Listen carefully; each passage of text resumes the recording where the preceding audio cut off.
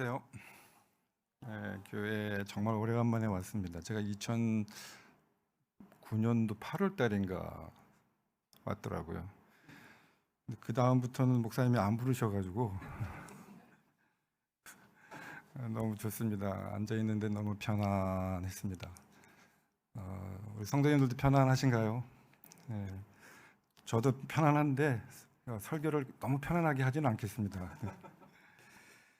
저는 그 몇 달 전만 해도 러시아 모스크바 선교사 이건덕입니다라고 소개를 했었어요. 근데 지금은 GMP로 GMP 본부에 들어와서 선교사 멤버 케어 사역을 하고 있는 전 러시아 선교사 이건덕입니다. 이렇게 소개를 드려야 될 것 같습니다. 뭐 조금 나중에 말씀드리겠지만 선교사들을 돕는 일, 그리고 또 지금 사역하고 있는 분들을 회복하고 또 그분들이 역량이 강화돼서 다시 또 선교지로 나갈 수 있고 그렇게 할 수 있도록 베이스 캠프 같은 역할을 하는 그 포지션에 제가 있습니다. 오늘 읽은 본문은 저희들이 잘 아는 본문 중에 하나일 겁니다. 아브라함이 하나님의 부르심에 따라 갈 바를 알지 못하는 상황에서 미지의 땅으로 출발하는 시작점을 보여주고 있는 본문이죠. 근데 이 본문은 제 선교사인 저에게도 굉장히 중요한 본문이기도 합니다. 먼저 이 본문을 이해하기 위해서는요, 창세기 12장 1절에서 3절을 이해하기 위해서는 조금 배경을 이 사건이 시작되기 전까지의 과정, 1장에서 11장에서 일어난 우리가 잘 아는 사건의 과정을 한 번 더 설명을 드리면 도움이 되실 것 같습니다. 1장의 창세기 1장에서는 하나님께서 세상을 창조하셨고 그 세상이 아름다웠지 않습니까? 그리고 창세기 3장에서 조금씩 잘못되어 갑니다.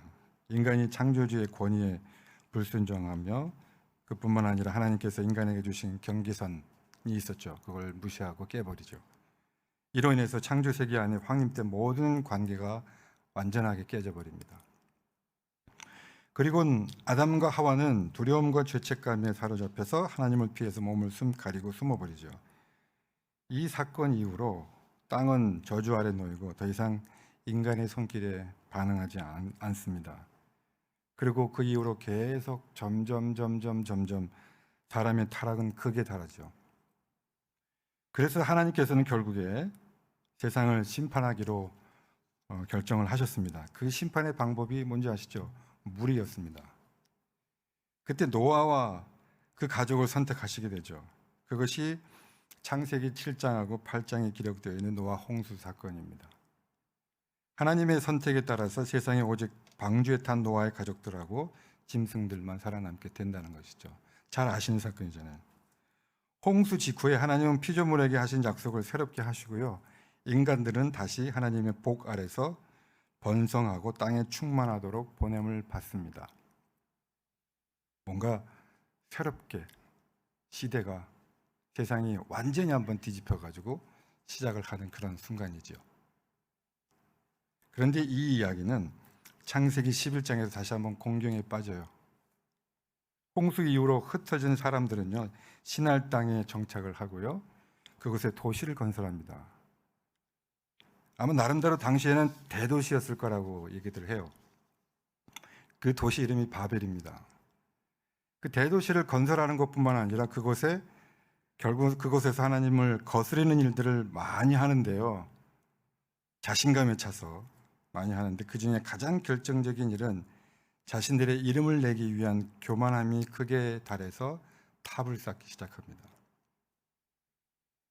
그래서 하나님께서는 언어를 나누시고 이들을 흩어버리시죠. 이 도시 바벨에서 일어난 사건은 노아 홍수 이후에 땅에서 하나님의 뜻을 거부하면서 하늘에 도전하는 사람들의 전형적인 모습을 보여주고 있습니다. 이렇게 창세기 3장부터 11장은 모든 삶의 모든 차원에서 하나님께 세상을 물로 다시 셋업하신 원래의 선한 목적을 벗어나서 또다시 비극적으로 표류하고 있다는 것을 보여주고 있습니다. 그래서요, 그 이후로 땅은 다시 인간의 죄 때문에 저주를 받죠. 인간의 세대가 더해감에 따라서 악의 목록이 더해가고요, 각 나라들은 인종적으로, 언어적으로, 지리적으로 무척 다양함을 경험하지만 다른 한편으로는 혼란스럽고 흩어졌으며 분쟁하며 싸우는 일을 함께 경험합니다. 여기서 우리가 질문이 하나 생깁니다. 이제 어떻게 하실 건가, 하나님이? 다시 물로 한번 쓸어버리실 것인가? 또 심판하실 것인가? 이 질문과 함께 오늘 본문 12장을 읽으면 그 끝에, 그 사람의 타락함 끝에 하나님 12장이 나타난다는 것이죠. 하나님이 새로운 일을 시작하고 있다는 것을 알게 됩니다. 바벨 사건 이후로 창세기가 12장으로 넘어오면서 하나님께서는 세상을 향한 자신의 뜻을 보여준 방법은 이번엔 물이 아니었어요. 아브라함을 선택하셨습니다. 사람을 선택하셨습니다. 이 사건은 아브라함과 그의 식솔들에게도 굉장히 중요한, 본인들의 삶에도 굉장히 중요한 사건이기도 했지만 궁극적으로는 이것은 세상을 향한 하나님의 새로운 시작이었던 것입니다. 이것은 이전에는 없었던, 하나님이 사용하시지 않으셨던 방법이었어요. 그 계획이었었습니다. 예상 밖으로 하나님께서 바벨 땅에 한 나이 많고 자식 없는 부부를 부르셨습니다. 그리고 하나님의 창조의 뜻을 이루고 온 세상에 하나님의 나라가 임하게 하시고 그들을 구속하기 위한 놀라운 선교의 도구로 아브라함을 삼고 시작하셨던 것입니다. 하나님께서 아브라함을 부르신 것은요, 인간의 악함과 나라 간의 분쟁, 그분의 피조물의 전체가 망가져서 씨는 많은 것에 대한 하나님의 대답의 시작이라고 볼 수가 있었습니다. 때려 부시는 것이 아니라, 쓸어버리시는 것이 아니라 사람을 통해서 뭔가를 다시 시작하시는 것이죠. 그런데요, 아브라함을 부르심으로 세상을 향한 새로운 시작을 하신 이 본문에서 하나님께서 던지신 서두는 복이었습니다. 복.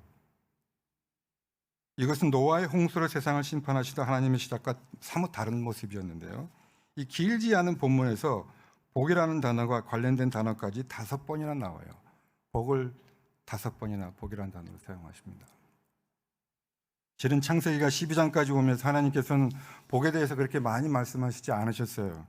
그런데 오늘 갑자기 아브라함을 부르면서 복이라는 단어를 5번이나 말씀하시는 것은 그만큼 복이라는 단어가 지금 아브라함을 부르시면서 세상을 향하여서 하나님이 가지고 계시는 굉장히 중요한 단어라는 것을 알 수가 있습니다.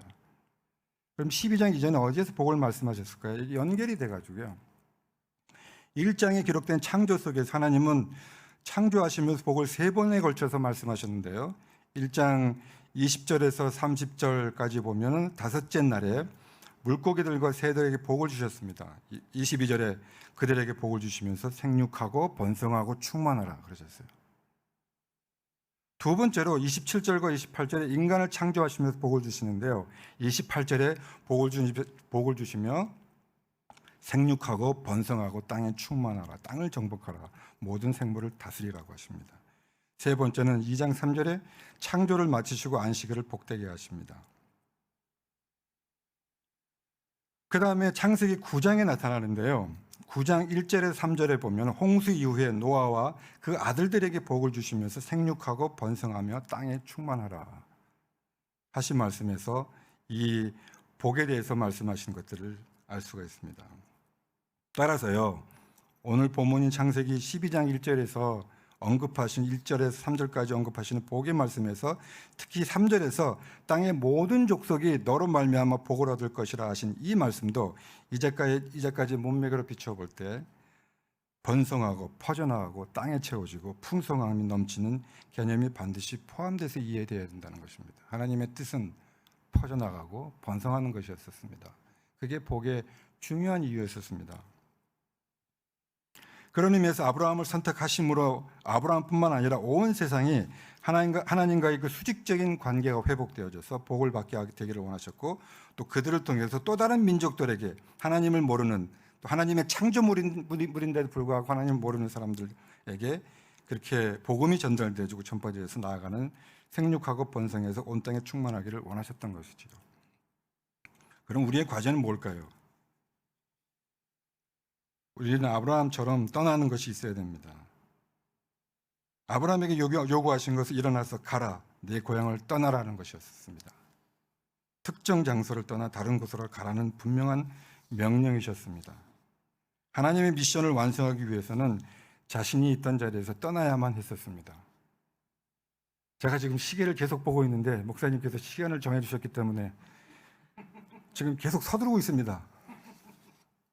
조금 빼고 하겠습니다.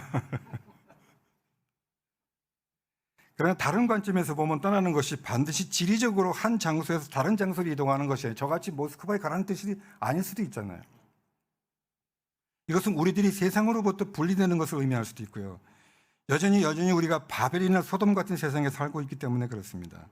공간적인 면이 아닐지라도 영적인 측면에서 정신적인 태도에서 떠날 수도 있다는 것이죠. 어떻게 보면 세상의 세계관으로부터 떠나는 것을 의미할 수도 있습니다. 그러니까 하나님이 시작하신 일에 움직여서 동참하라는 뜻입니다. 가만히 있지 말고 움직이라는 것이죠. 그리고 순종이 있어요. 일어나 내가 너에게 보여줄 땅으로 가라고 말씀하셨을 때 아브라함이 일어나서 가나안을 향해 떠나지 않았다면, 그가 하나님을 신뢰하고 순종하지 않았다면 어떻게 되었을까요? 하나님은 다른 사람들을 썼겠죠. 그러나 아브라함의 믿음과 순종은 여러 번 시험을 거쳤음에도 불구하고 결국엔 하나님의 뜻에 따라 움직였습니다. 그리고 지금까지도 우리의 믿음의 조상이 되고 있습니다. 이 말씀은 아브라함의 믿음과 순종이 결국 하나님께서 열방에게 복을 주시겠다는 약속을 이제 지키겠다고 다시 새롭게 맹세하는 이유가 명확히 기록되어 있습니다. 믿음과 순종이 없이는 자신이나 다른 사람들을 위한 복은 없습니다. 마지막으로 두 가지 정도 질문을 하면서 말씀을 마무리하고 싶은데요. 오늘 본문에서는 우리를 누구라고 말씀하고 계실까요? 우리는 믿음의 조상 아브라함의 자손들입니다. 이것은 우리들의 정체성에 대한 질문입니다. 갈라디아서 3장 28절과 29절에 너희는 유대인이나 헬라인이나 종이나 자유인이나 남자나 여자나 다 그리스도 예수 안에서 하나이니라. 너희가 그리스도의 것이면 곧 아브라함의 자손이요 약속대로 유업을 이을 자이니라 라고 말씀하셨습니다. 우리는 아브라함의 자손으로서 하나님께서 그에게 주신 약속대로 유업을 이을 사람인 것이죠. 하나님께서 아브라함에게 주셨던 놀라운 축복들이 사랑하는 성도님들 가정에 있으시기를 바랍니다. 또한 그뿐만 아니라 더 나아가서 아브라함에게 주셨던 그 복의 수평적인 영향력들, 즉 저와 여러분들을 통해서 세상이 복이 받게 되기를 기대하는 것입니다. 왜냐하면 우리가 이 시대의 아브라함이기 때문에 그렇습니다.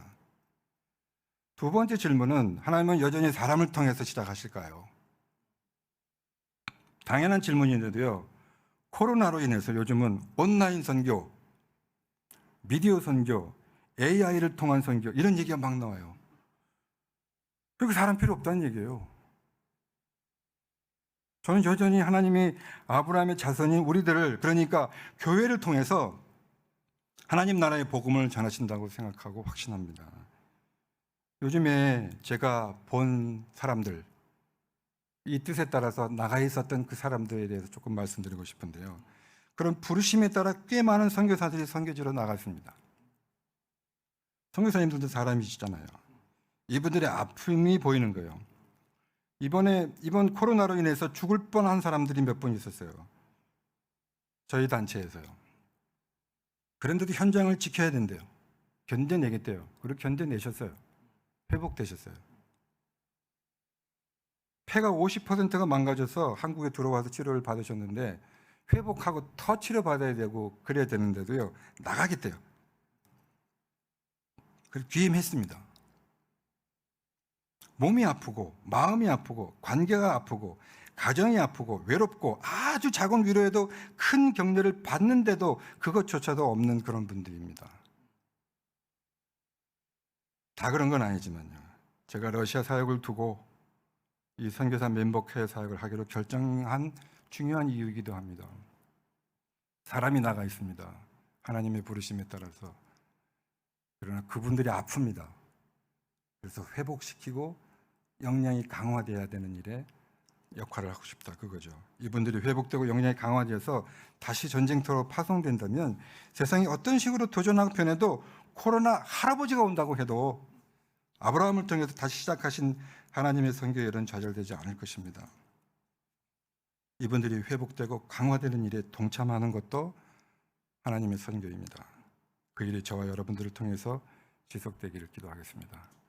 기도하시겠습니다. 하나님 아버지, 오늘 말씀을 통해서 주님의 뜻을, 저희들이 누구인지를 다시 한번 살펴보았습니다. 하나님 아브라함을 통해서 저희들에게 주신 그 말씀에 따라서 우리를 통해서 더 많은 사람들이 복을 받고, 또 우리를 통해서 더 많은 민족들이 예수 그리스도 앞에 굴복하고 고백해서 하나님 아버지, 여전히 세상이 바뀌고 세대가 바뀌어도 그 일이 일어날 수 있도록 축복해 주시옵소서. 그리고 이미 나가 있는 분들, 이미 자신의 삶을 통해 헌신하고 드린 분들을 향해서 우리가 기도하고 그분들을 돕고, 또 그분들이 회복되고, 또 그분들이 역량이 강화돼서 다시 한번 세상의 그 강팍함에 도전하는 일에 그 역할을 저희가 감당할 수 있도록, 그래서 하나님의 그 뜻이, 아브라함을 통해서 시작하신 뜻이 그 주님이 다시 오실 그날까지 지속될 수 있도록 축복해 주시옵소서. 감사하며 예수님의 이름으로 기도하옵나이다. 아멘.